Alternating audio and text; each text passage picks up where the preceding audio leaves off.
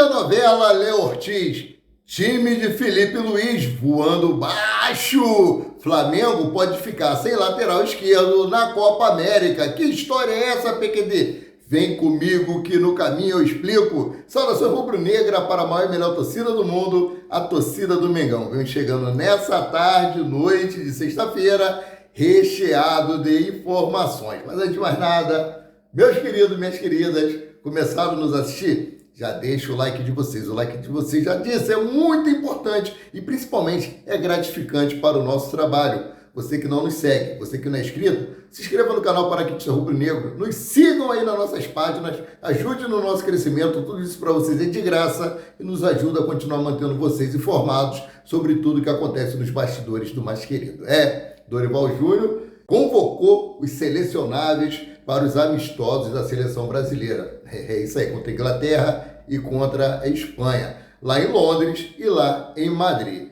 E Ayrton Lucas foi agraciado com a convocação para a seleção brasileira. A minha surpresa foi Léo Pereira ter ficado de fora dessa relação. Mas, por outro lado, muito feliz, porque aí a gente não corre o risco de perder um jogador por lesão. E temos Matias Vinha, que está aí brigando por posição com o Ayrton Lucas e pode ter essa oportunidade. Falando em ter oportunidade, Matias Vinha será titular no jogo do Flamengo contra o Madureira. O Tite aí resolveu colocar um time mesclado em campo. Ele tinha feito algumas alterações e devido a o Gabriel Barbosa, o Gabigol e o Wesley terem se lesionado, fizeram exames nessa manhã e constatou que eles estão com uma lesão aí de grau mínimo, mas vão ficar de fora desse jogo. Gabigol que teria a oportunidade aí de entrar como titular, coisa que muitos torcedores estão querendo, né? Ele tem entrado aí no decorrer dos jogos,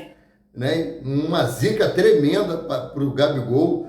É o momento dele poder, né, desabrochar aí e mostrar que realmente pode dar a volta por cima. Ele se lesiona. Vê gente aí falando, não, ele se lesionou só para queimar o Tite. Ou não, ele se queimou, ele se lesionou aí só para o Tite queimar ele. Cara, ninguém escolhe se lesionar. O cara treinou, teve treino hoje na parte da manhã, no CT no Urubu, e o atleta infelizmente se lesionou, tanto ele quanto o Wesley. Então, vamos falar aqui sobre a novela chata Léo Ortiz. Gente, graças a Deus a novela Léo Ortiz chegou ao fim e um final feliz para o Flamengo.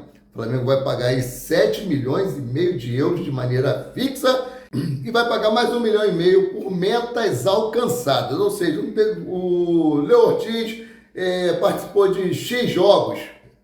Aí o Flamengo vai lá e paga.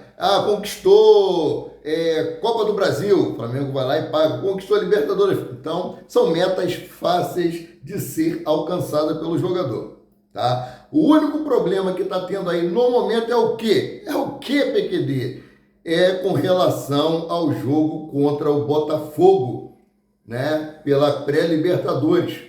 O atleta já foi afastado do Campeonato Paulista. Ele não vai participar do Campeonato Paulista. E ele pode se inscrever no Campeonato Carioca. Existe uma cláusula, né, na CBF que se o atleta disputar aí uma competição internacional, ele pode se inscrever no Campeonato Estadual. Então, por isso ele foi um dos motivos dele ter sido afastado do Campeonato Paulista. Me desculpe. Outra coisa, o staff do atleta não quer que o atleta jogue na pré-Libertadores, ele acha desnecessário, já que o acordo já foi firmado. E uma cláusula do contrato aí deles, né, que eles fizeram ontem na reunião, é que se o atleta se lesionar, o acordo está desfeito. Então corre esse risco. Aqui, vou trazer a notícia. O Léo Ortiz é o novo jogador do Flamengo e não joga mais pelo Campeonato Paulista, pelo Bragantino, contrato até dezembro de 2028. As partes ainda definem se o zagueiro irá enfrentar o Botafogo ou não pela pré-Libertadores. O staff de Léo Ortiz não quer que o zagueiro atue pelo Red Bull contra o Botafogo. O Red Bull Bragantino deseja que Léo Ortiz atue nos 2 jogos contra o Botafogo pela terceira fase preliminar da Libertadores.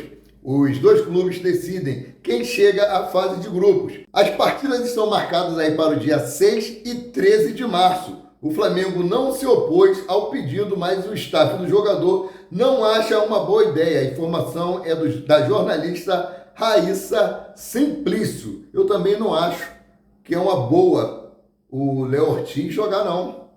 É muita grana que o Flamengo está investindo no jogador para o jogador correr o risco de se lesionar. Terceiro reforço do Flamengo para 2024, tivemos primeiro aí Nicolas de la Cruz, depois Matias Vinha e agora temos Léo Ortiz. Tá?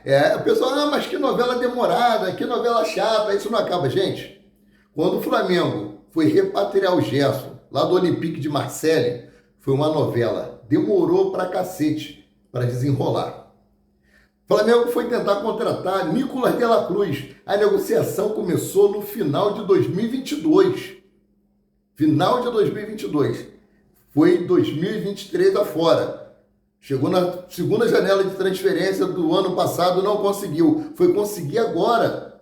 Então, todas as contratações que o Flamengo tem feito ultimamente tem virado novela. E depois dele ter pago à vista ao River Plate por Nicolas de la Cruz, o Red Bull Bragantino se viu no mesmo direito de querer que fosse pago uma parte à vista. Entendeu? Então, os clubes vendo isso vai dificultar cada vez mais a vida do Flamengo por contratação de jogadores, né? Então, vamos aguardar. A data prevista, por enquanto, de Léo Ortiz vir é após o segundo jogo do Bragantino pela pré-Libertadores no dia 13 de março. O atleta deve se apresentar no dia 14. Caso as partes cheguem a um acordo, ele vem antes, não participa nem do jogo do dia 6, que é um dia antes de fechar a janela de transferência, né? Vamos mudar aqui de assunto? Felipe Luiz, falei Felipe Luiz, não foi Davi Luiz igual eu falei da outra vez, não, que eu errei. Davi Luiz, Felipe Luiz, mas Felipe Luiz está fazendo o Sub-17 voar. Por enquanto ele tinha participado aí, enfrentado times de menores expressão, em amistosos. Dessa vez foi contra o São Paulo e eles ganharam de 3-1. 3-0, desculpa. Ó. Os gols da equipe de Felipe Luiz foram marcados por Rian Roberto, Davi Viana e Giovanni Pastri, que não deram chance para o São Paulo e se recuperasse na partida. O Mengão vence o amistoso e conquista ainda mais confiança para entrar oficialmente na temporada. Felipe Luiz tem mais um amistoso pela frente antes de estrear em jogos oficiais. O treinador prepara o time em amistoso contra o Palmeiras, em jogo que acontece sábado, dia 2. Vou ficar ligadinho nesse jogo aí, amanhã. Flamengo Sub-17 estreia na Copa Rio em 9 de março. Por enquanto, Felipe Luiz fez apenas amistosos, vencendo Boa Vista 7-1, Portuguesa 5-0 e Serrano 1-0, além da vitória sobre os São Paulinos. Mas o primeiro jogo oficial acontece no dia 9 de março, quando o Mengão estreia na Copa Sub-17. Parabéns, Felipe Luiz. Em breve, muito breve, Felipe Luiz estará aí à frente do time principal do Flamengo. Escreva o que eu estou falando. Tira print. Faz o print aí que ele vai sim chegar a ser técnico do time principal do Flamengo. Competência é que não falta para ele, né? Então, mudando aqui de assunto, né? Flamengo pode ficar sem laterais esquerdo durante a Copa América. É isso aí. Disputado há mais de 100 anos, a Copa América já tem data para mais uma edição entre os dias 20 de junho e 14 de julho. O torneio de seleções de futebol do continente sul-americano irá ocorrer nos Estados Unidos. No período, o Flamengo corre o risco aí de ficar sem laterais esquerdos. Atualmente, o Flamengo conta com 2 laterais esquerdos, Ayrton Lucas e o recém-chegado Matias Vinha, que veio. Ambos os jogadores são fortes candidatos a ocupar vaga na seleção brasileira e na seleção uruguaia, respectivamente. Ou seja, como a Confederação Brasileira de Futebol, CBF, não atendeu o pedido dos clubes de paralisar o campeonato no período da Copa América, o Flamengo corre realmente esse grande risco de ficar sem laterais esquerdos. O Tite, já avisando isso, já deveria começar a preparar um jovem da categoria de base. Para a gente não ser pego de surpresa não, porque não tem surpresa nenhuma. Matias Vinha é figurinha carimbada na seleção do Uruguai. Ayrton Lucas teve sua primeira oportunidade agora com Dorival Júnior. Dependendo de como ele atuar, ele pode ser convocado para a Copa América. Lembrando que vai ter um amistoso contra o México ainda no meio do ano, e eu vou falar sobre isso Agora, ó, Dorival Júnior divulga a primeira lista de convocados à frente da seleção brasileira. Entre os 26 jogadores listados, 4 atuaram no Flamengo. Lucas Paquetá, de 2016 a 2018, Vinícius Júnior, de 2017 a 2018, Andrés Pereira, de 2021 a 2022, João Gomes, de 2020 a 2023. Vou trazer para vocês novamente a lista de relacionados que eu já postei lá na minha página azulzinha.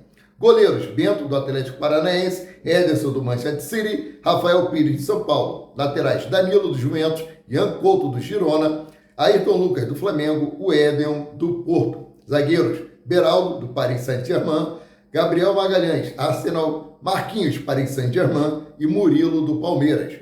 Meio-campista: André, do Fluminense, Andrés Pereira, do Fulham, Bruno Guimarães, do Newcastle, Casemiro, do Manchester United, Douglas Luiz, Aston Villa, João Gomes, do Wolverhampton, da Inglaterra, Lucas Paquetá, do West Ham, Pablo Maia, do São Paulo. Os atacantes são Endrick, do Palmeiras, Gabriel Martinelli, do Arsenal, Rafinha, do Barcelona, Richarlison, do Tottenham, Rodrigo, do Real Madrid e Savinho, do Girona, né? E Vinícius Júnior, do Real Madrid. Vinícius Júnior precisava nem, né? O cara tá já arrebentando, jogando muito. Muitas pessoas falaram que Vinícius Júnior não ia conseguir jogar no Real Madrid. E hoje é um dos grandes destaques do Real Madrid. A primeira lista de Dorival Júnior no comando da seleção terá um total de 26 nomes. Antes da convocação, inclusive, o técnico observou jogadores no Brasil e também na passagem pela Europa em fevereiro.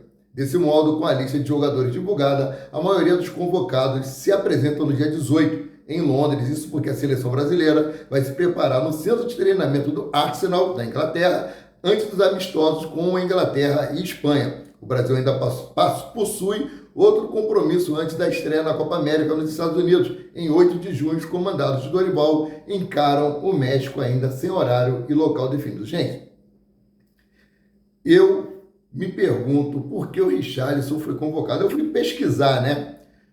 Quantos gols ele fez na temporada 2023, 2024. Em 20 jogos, Richarlison fez 10 gols.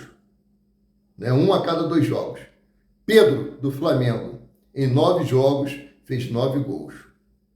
Quando ele foi convocado para a seleção de Tite, tinha sido a mesma coisa. Ele estava em baixa. Não tinha feito quase gols nenhum. Acho que tinha feito 3 gols na temporada. Pedro tinha feito 23 e Gabigol tinha feito 23. Eu pensei que alguma coisa ia mudar na seleção brasileira. Mas, continuando aqui, né? Escalação do Flamengo. Vinha será titular pela primeira vez com Tite. Bruno Henrique e Davi Luiz substituem Everton, Cebolinha e Léo Pereira poupados. Quem seria poupado também seria o Pedro, né? Mas Gabigol, infelizmente, aí se lesionou. Aí Pedro se mantém como titular. Outro que seria poupado também era Guilherme Varela. Quem entraria no lugar é o Wesley. Então, aqui, ó. A provável escalação do Flamengo é a seguinte: Rossi, Varela, Fabrício Bruno, Davi Luiz, Matias Vinha, Eric Pulgar, De La Cruz, Arrascaeta, Bruno Henrique, Luiz Araújo e Pedro. Isso aí é o provável time do Flamengo, mediante o que Tite apresentou hoje no treinamento na parte da manhã no CT Ninho do Urubu.